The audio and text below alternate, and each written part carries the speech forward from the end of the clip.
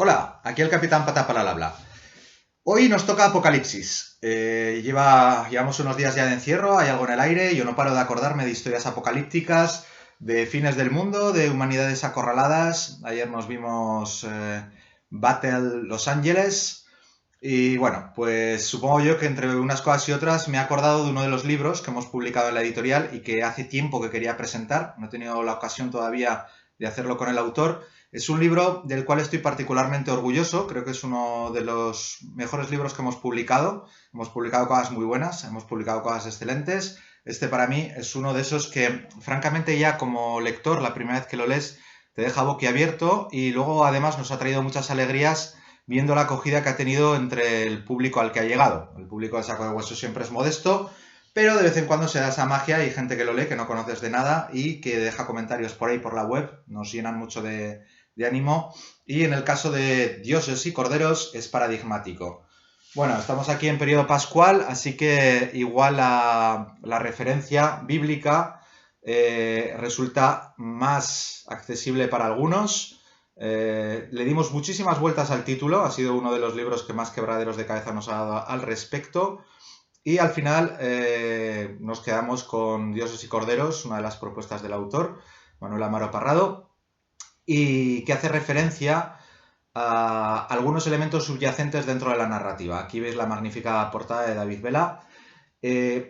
Porque ¿de qué va este libro? A ver, Dioses y Corderos se podría a priori pensar que es una antología, porque está compuesto de una serie de relatos independientes, cada uno se lee de forma independiente, pero entre todos ellos forman un todo mayor. Entonces, quizás hablar de novela sería más apropiado, pero tampoco es una novela al uso, porque realmente los capítulos o los relatos tienen independencia propia. Tampoco es un fix-up.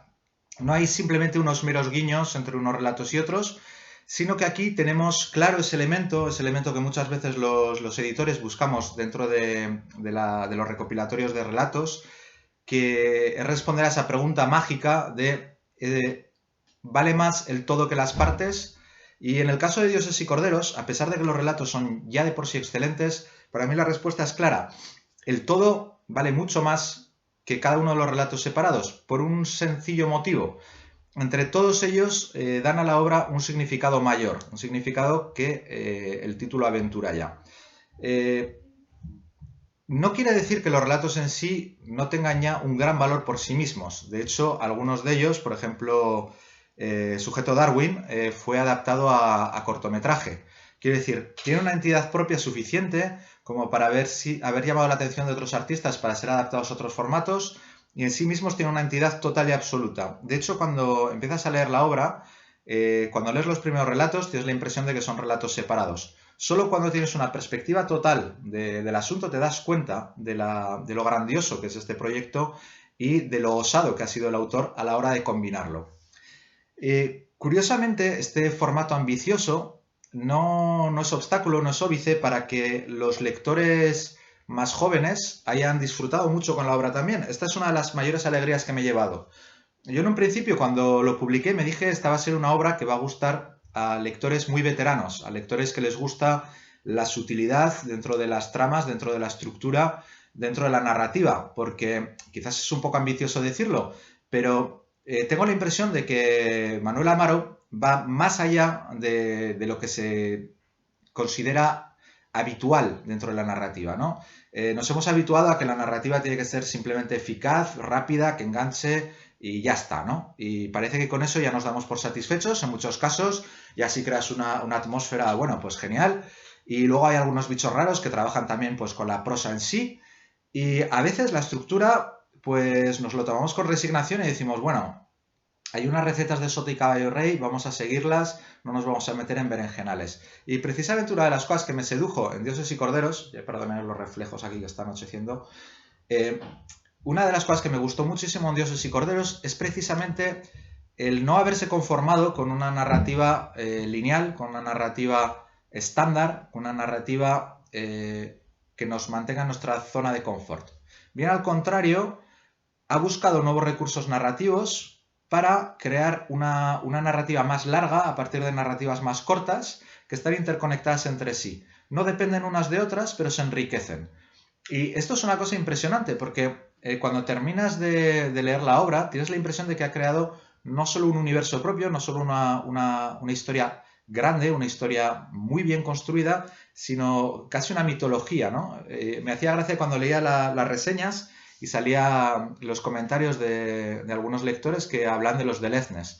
A mí el tema de los Deleznes se me quedó muy marcado también. Es esa gracia para buscar la palabra justa, que te transmita mucho y crea toda una mitología en torno. Entonces, cuando vas avanzando y vas viendo que hay ecos de los relatos precedentes en los siguientes y que al final todo esto tiene un sentido, es como, wow, me quito el sombrero, ¿no? Entonces, en ese sentido, creo que es una obra francamente meritoria porque ha decidido ir más allá de lo que se podía esperar. Y diréis, bueno, nos está diciendo aquí que la cosa es genial y tal, pero ¿de qué demonios habla el libro? Y este es un tema relativamente problemático. De hecho, ya me pasó cuando tuve que escribir la contraportada, cuando estuvimos hablando de contraportadas, etcétera, porque uno se pregunta, ¿cómo presentas una obra así? ¿Qué puedes decir sin destriparla? Porque la gracia está en que el lector lo descubra, para dar ganas al lector de que la lea y de que se introduzca él solo en este universo, en este viaje, porque en el fondo es un viaje. A mí me venía un poco a la cabeza, y de hecho lo utilicé en el prólogo y tal, la idea está del laberinto, ¿no? El laberinto no es simplemente perderte por unos caminos. El laberinto a mí me gusta mucho narrativamente. Grandes autores como Borges lo han utilizado como metáfora y como elemento para construir sus obras. Y para mí ganó mucha significación con Miguel Puente Molins, que estuvo, cuando presentábamos el Círculo de Kritsky, decía que el laberinto se inventó no para que se perdieran los ladrones de tumbas, sino para que la muerte quedara encerrado en él y no pudiera acceder hasta las tumbas de los faraones y demás y llevarse las almas al más allá, para que el devorador, no la muerte, porque la muerte es un concepto no tan egipcio, el devorador de almas no pudiera acceder y tal. Bien, para mí esto tiene ecos de los ritos iniciáticos, ¿no? De toda la mitología tónica en contraposición a la mitología uraniana. Y para mí, este Dioses y Corderos es tiene un poco de ese viaje iniciático, ¿no? Empiezas a leer las historias, al principio dices, vale, estoy en terreno conocido, ok, esto de los monstruos me lo sé, el escenario postapocalíptico, el terror, la tensión. Luego va viendo pinceladas más allá del survival horror, empiezas a ver pues elementos de ciencia ficción, luego hay otros más costumbristas, hay toques de brujería, todo se va mezclando, a priori parece inconexo y poco a poco se va formando un todo enorme y dices, ok, he visto la luz, ¿no? O me he sumido en la auténtica oscuridad y ahora sé que lo que veía antes no era oscuridad, la oscuridad estaba allá, ¿no? Al otro lado del pórtico. Esa es la gracia para mí de Dioses y Corderos, que es una obra que puede ir muy lejos y que creo que a los lectores que les gusta descubrir cosas nuevas, sentirse estimulados, les va a llenar mucho. Es una obra que no se conforma con decir, bueno, la fantasía tiene unos escenarios magníficos, vamos a aprovechar la estética, sino vamos a buscar una estructura nueva para ahondar en esa sensación del fantástico, en esa sensación de fascinación que debería ser la espina vertebral de la narrativa fantástica.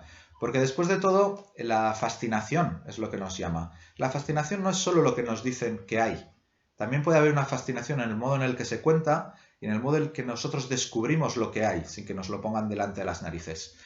En este sentido, ya que estamos en periodo pascual, vamos a decirlo también, Manuel me decía el otro día por email que una de las cosas que había gustado mucho a los jóvenes lectores era el tema de los huevos de Pascua, que parece que es una cosa de los videojuegos, pero no tiene por qué. En realidad los significados ocultos dentro de la narrativa y dentro de la literatura han estado ahí desde hace mucho tiempo. Bueno, me estoy alargando mucho, de hecho no sé ni siquiera si había conectado bien el micro al principio, espero que se haya oído bien, si no, pues a volverlo a grabar. De momento me despido, la semana que viene otro vídeo, iré alternando también para hablar de las obras del editorial y de otras obras que también me parecen meritorias, pero bueno, hoy pues eso, lunes de Pascua, fue hace 4 días literalmente, Dioses y corderos, una visión apocalíptica refrescante con una estructura magnífica y que además lo tenéis ya en formato digital, lo podéis pillar a través de Lectu, con lo cual ni siquiera hay que salir de casa de momento. Si luego queréis la edición en papel, pues por supuesto, dentro de unas semanas, cuando termine esto el confinamiento, volveremos a hacer envíos. Ánimo con la cuarentena, disfrutad de las lecturas, disfrutad de vuestros allegados, de la gente que veis y ánimo con todo.